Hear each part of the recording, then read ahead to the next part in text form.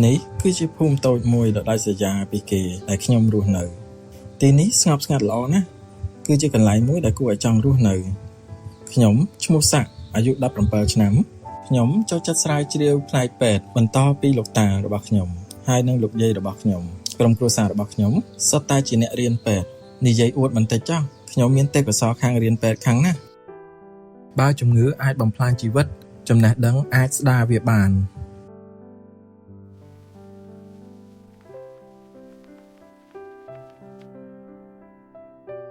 ចៅសម្លាញ់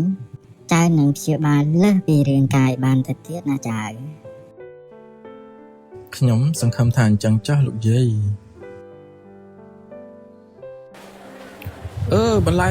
បន្លែស្រស់សូមអញ្ជើញមើល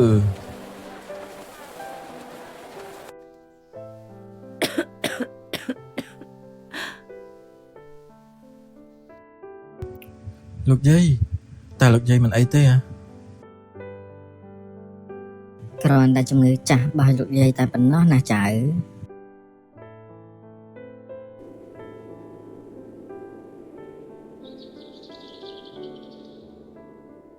ថ្ងៃណាមួយខ្ញុំនឹងព្យាបាលជំងឺទាំងអស់នៅលើពិភពលោក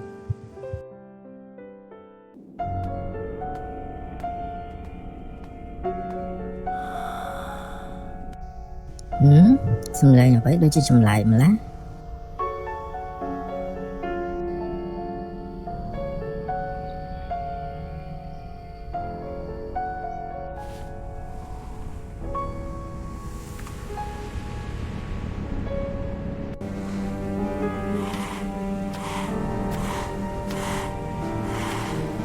តានោះជាអ្វី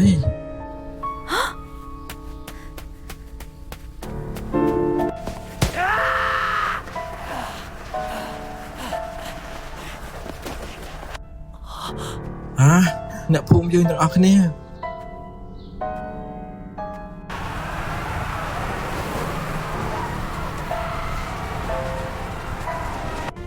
រត់ទៅចៅ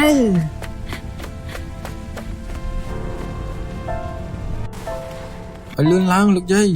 យាយរត់លែងរួចហើយចៅពួកវាមកតាមក្រោយយើងហើយកុំងាកក្រោយអីយាយចៅសម្លាញ់ត្រូវតែប្រឹងរស់ដើម្បីយាយណាចៅ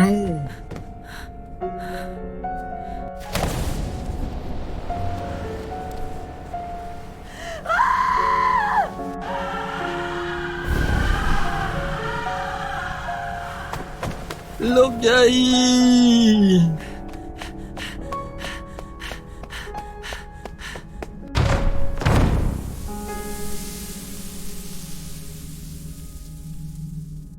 ទីនេះគឺជាបន្ទប់ពិសោធន៍នៅក្រោមដីទេតាខ្ញុំមានអារម្មណ៍ចម្លែកណាស់ដៃខ្ញុំ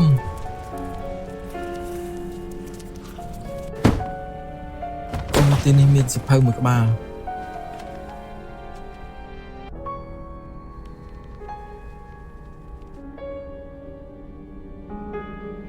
លោកយាយតើលោកយាយរៀបចំសៀវភៅទាំងអស់នេះសម្រាប់ចៅមែនទេតាថ្នាំនេះគឺជាថ្នាំដែលឪពុកម្ដាយរបស់ខ្ញុំនិងលោកយាយពិសោធន៍អស់មួយជីវិតហើយមែនទេ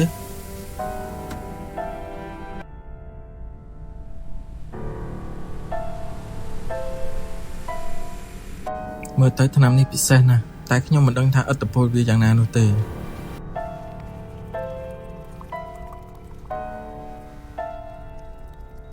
តែបើខ្ញុំមិនសាកវាខ្ញុំនឹងខ្លាចទៅជាដូចជាពួកគេអញ្ចឹង